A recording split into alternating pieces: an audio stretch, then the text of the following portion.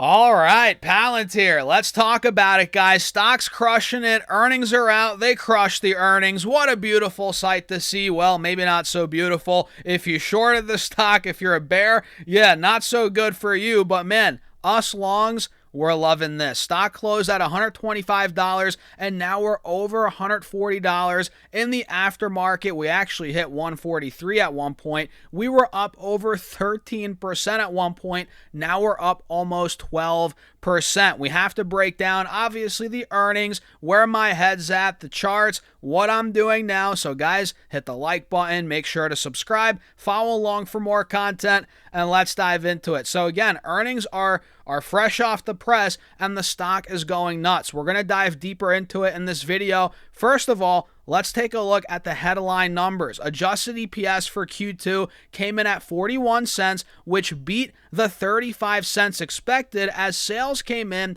at 1.58 or 57 billion, which actually missed the 1.8 billion estimate. But we'll talk more about revenue here in a second and why the stock is positively reacting here, right?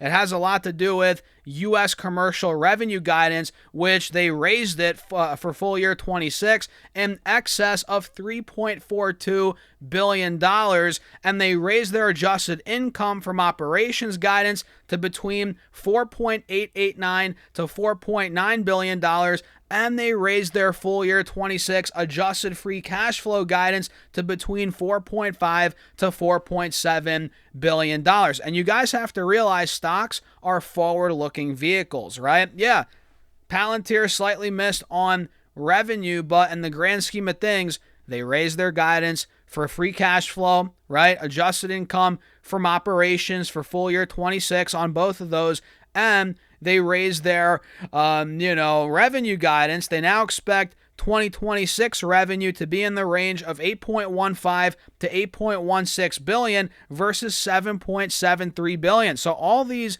things that came out regarding guidance, that's causing investors to overlook the miss, which happened in the past, right? They're looking forward, and that's what's causing the stock to go up partly, right? The guidance here. So with that being said, let's actually dive into the investor relations page. And by the way, we'll break down the chart more here in a couple minutes.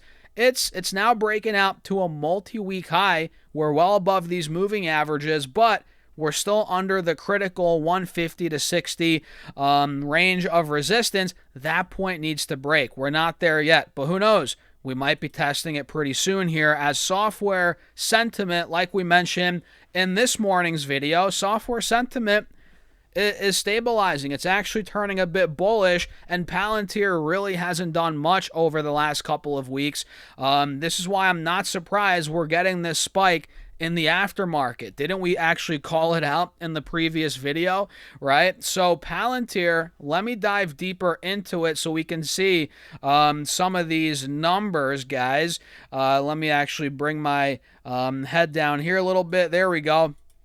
So what we see here is Palantir's U.S. commercial revenue. We might as well just dive right into that. It came in at 149% year-over-year growth. Insane. And 23 or 28% quarter-over-quarter growth to $764 million. And what did we say in this morning's video? I was talking to you guys about watch out for U.S. commercial revenue growth. I think we mentioned the 135% number is what analysts were looking at. They crushed that, and U.S. government revenue grew 90% year over year and 18% quarter on quarter to $809 million.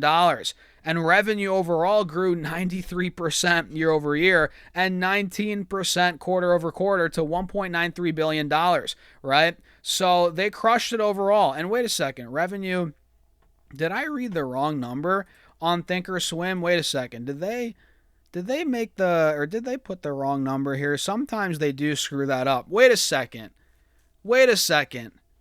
I think I read it wrong. Yeah, they corrected it. Oh my goodness. So okay, so that voids everything I said before. They did not miss on revenue. They actually beat revenue. Thinkorswim does this a lot. They put the wrong number. I get it. I guess whatever. I don't know. Are they using AI? Is a human doing this? I don't know. But sales actually beat 1.93 billion. I said 1.58 before. I don't know where I saw that. It said they missed. Yeah, they put the wrong number here. Either way, so they actually beat revenue and they guided up. So there's really nothing in this report based on those headline numbers that looks negative right off the bat, you know? So they crushed revenue. They didn't miss. They crushed it, and they upped their guidance for free cash flow, revenue for the full year, you name it, right? And U.S. government revenue grew 90%. That's above the estimate. Same with the commercial revenue. Overall revenue grew 93%, and if you guys saw my previous video, we talked about 81% revenue growth being the estimate, the expectation. So they crushed. And now that I think about it, if they actually missed revenue that bad, yeah, the stock probably would have went down a little bit, even with the guidance. But yeah, the fact that they actually beat revenue, right? Thank God that was a mistake on Thinkorswim's part. If they beat, the fact that they beat revenue, very good report, guys. And they closed 220 deals of at least $1 million, 98 deals of at least $5 million, and 73 deals of at least $10 million.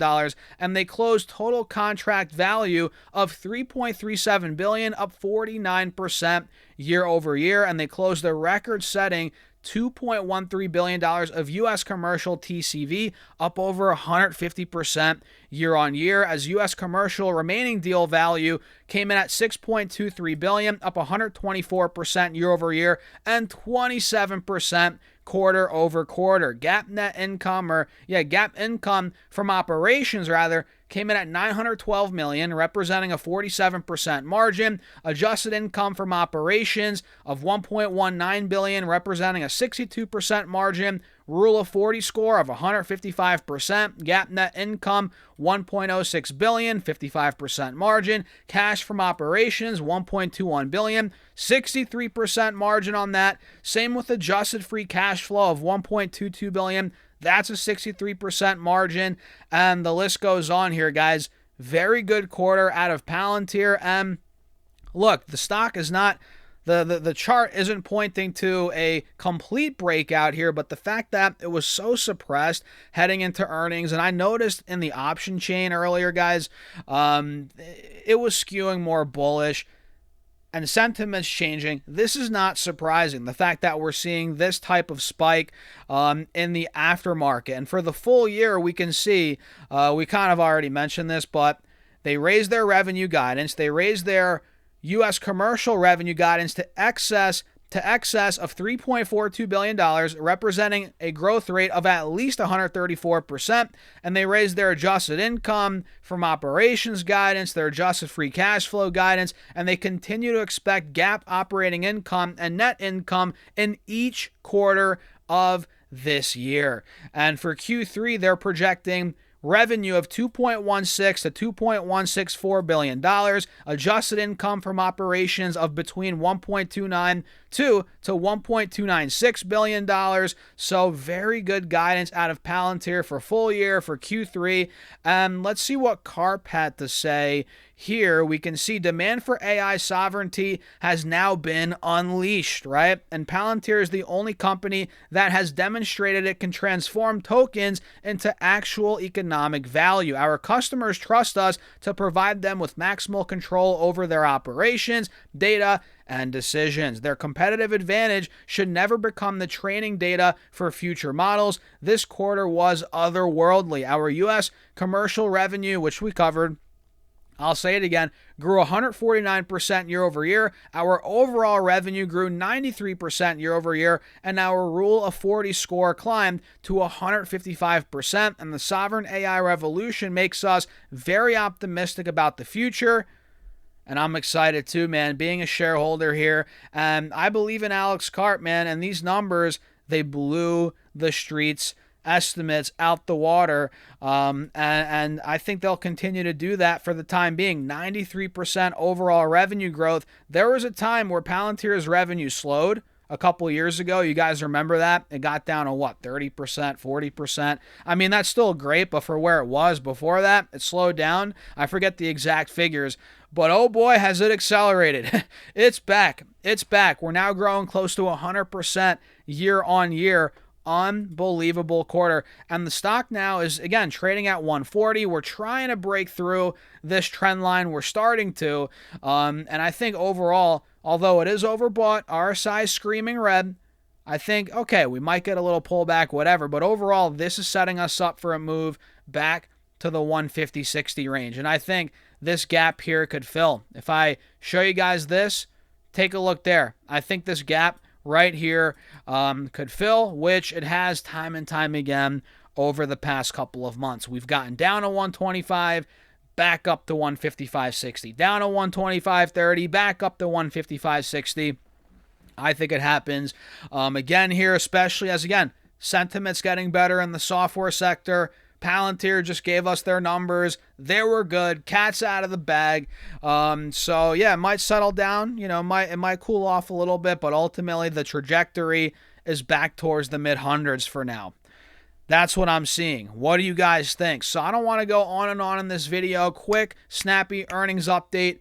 We did it. Make sure you guys subscribe, hit the like button. Let me know your thoughts in the comments. Check out the Patreon, guys. Linked in the bio, in the description. Check out the link in the comments. That's where I post all my trades, my portfolio breakdowns, which I posted a very in-depth, institutional grade almost portfolio update earlier today. There's a private Discord. All that is on Patreon. Again, link down below, pinned in the comments, in the bio, in the description box, stossurfest.com/Patreon. You can't miss it. I'll see you guys in there. And with that being said, have a great rest of your day. Go Palantir.